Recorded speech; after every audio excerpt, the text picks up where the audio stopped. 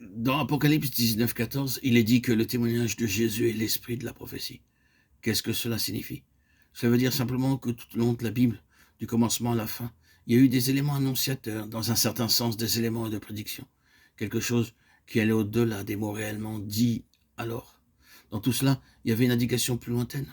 C'était peut-être un épisode historique, quelque chose d'assez localisé et d'immédiat par lui-même, en ce qui concerne les lieux et les personnes. Mais dans aucune partie de la Bible, nous ne voyons que le local et le présent soient seulement en vue. Il y a quelque chose de plus, il y a une incidence, il y a un but plus lointain. Et si vous pouvez voir vers où toutes ces indications portent, vous verriez que c'est vers Jésus. Il est impliqué en tout et partout. Quand nous parlons de prophétie, nous ne parlons pas à considérer uniquement qu'il s'agit de certaines périodes et de certains hommes de l'Ancien Testament. Il est vrai que nous avons été et que nous sommes souvent encore très préoccupés par les prophéties de l'Ancien Testament. Mais nous devons aller au-delà de cela. Moïse était appelé prophète, et Samuel était aussi un prophète. Deutéronome 18, 15, 1 Samuel 3, 20. Et même David dans le Nouveau Testament est appelé prophète, Acte 2, 30. L'esprit de la prophétie englobe plus qu'une certaine classe d'hommes que nous appelons prophètes. L'esprit de prophétie se rencontre déjà dans la vie d'Enoch, et bien avant cela dans Genèse 3, 15 concernant la semence de la femme. C'est cela l'esprit de la prophétie. Souvenons-nous donc que la prophétie c'est quelque chose qui va bien au-delà du temporel et qu'elle tend vers le Seigneur Jésus. Ainsi, nous serons capables de voir quelque chose de la pensée divine comme étant bien plus que les déclarations verbales. Alors les apôtres réunis lui demandèrent, Seigneur, est-ce en ce temps que tu rétabliras le royaume d'Israël? Acte 1, 6. Nous avons fait remarquer dans un chapitre précédent combien les prophètes étaient occupés avec cette question du royaume. Les disciples du Seigneur Jésus avaient une conception du royaume qui procédait des prophètes. C'est pourquoi leur question est fondée sur certaines conceptions mentales de l'enseignement des prophètes. Ils avaient déduit certaines choses de ce que les prophètes disaient. Et ils introduisent cette question même à cette heure tardive. Seigneur, est-ce en ce temps que tu rétabliras le royaume d'Israël? Il leur répondit, ce n'est pas à vous de connaître les temps ou les moments que le Père a fixés de sa propre autorité, mais vous recevrez une puissance. Le Saint-Esprit survenant sur vous, et vous serez mes témoins à Jérusalem, dans toute la Judée, dans la Samarie, et jusqu'aux extrémités de la terre. Après avoir dit cela, il fut élevé pendant qu'il le regardait. A-t-il instauré le royaume quand il est monté sur son trône? Non. Et une nuée le déroba à leurs yeux. Je me souviens, entre parenthèses, lorsque je lisais secrètement, alors que j'étais dans mon judaïsme le plus fermé, dès l'âge de mes 20 ans, et je lisais secrètement la Bible, le Nouveau Testament, et lorsque on me parlait je lisais ce mot de « vous recevrez une puissance, le Saint-Esprit survenant sur vous », Acte 1, 6, 9, j'étais loin de me douter ce qu'était le Saint-Esprit, de la puissance active qu'elle a en chacun de nous.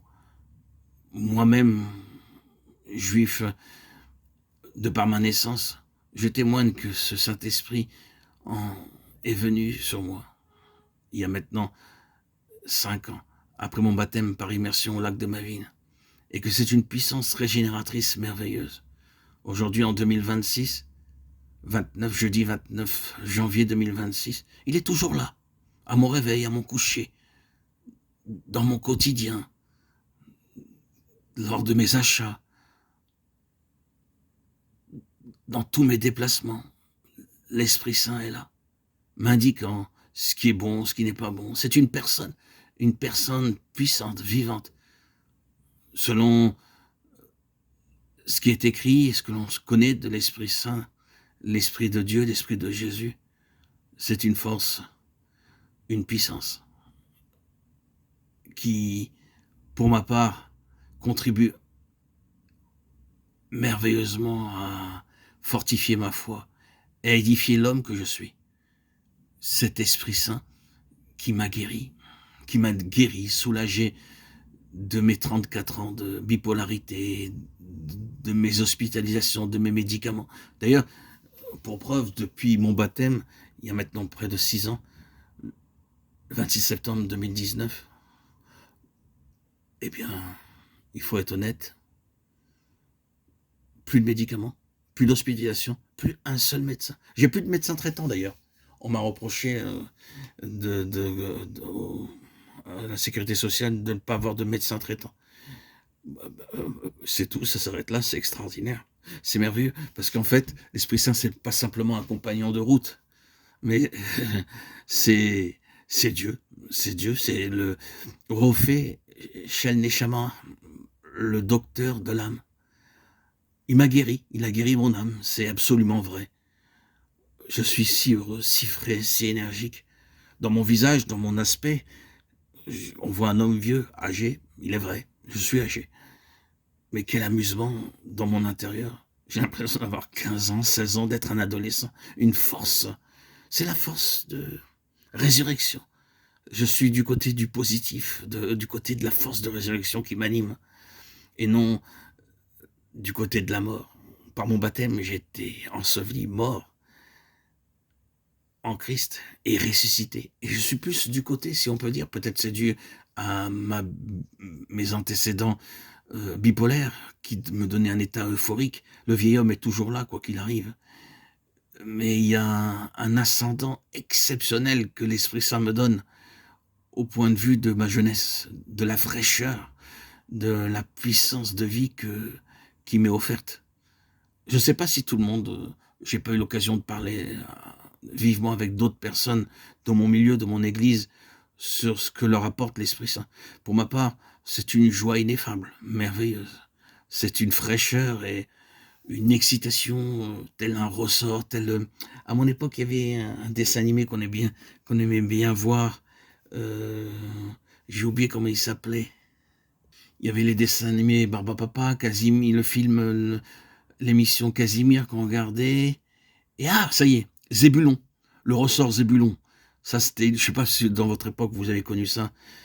Le Zébulon, je suis comme un ressort, Zébulon, je bouge dans tous les sens. C'est merveilleux. C'est une excitation permanente qui ne vient que de cette chose, de cette merveilleuse chose qui est le Saint-Esprit, qui m'éveille, qui me donne une vivacité, un dynamisme. Je suis comme sur des ressorts. Je témoigne de la force de cet Esprit Saint qui agit en moi, de cette dynamique. Maintenant, je me contente avec vous d'exprimer la Bible, de donner les commentaires, mais je ne peux pas vous transmettre cette joie intérieure qui est merveilleuse. J'aurais tellement aimé, dans tous mes audios, j'ai eu plus de 106 000 audios publiés depuis le 21 juillet 2021. Eh oui, ça fait du 106 000 € dans mon ancienne chaîne, Jésus, Yeshua Melech Mashiach. Et dans ma nouvelle chaîne, j'approche des 28 000 vidéos de publication, audio.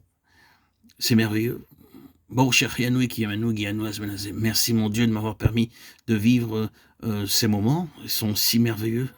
C'est si bon d'être dans ta présence, de vivre en la présence de Christ, dans la plénitude de Christ. C'est si merveilleux, si réel, si beau, si vrai. On ne pourrait pas enseigner cela à un juif, ou à un autre d'ailleurs, car ils sont aveugles. On ne va pas dire à un aveugle comme Jésus d'ouvrir les yeux.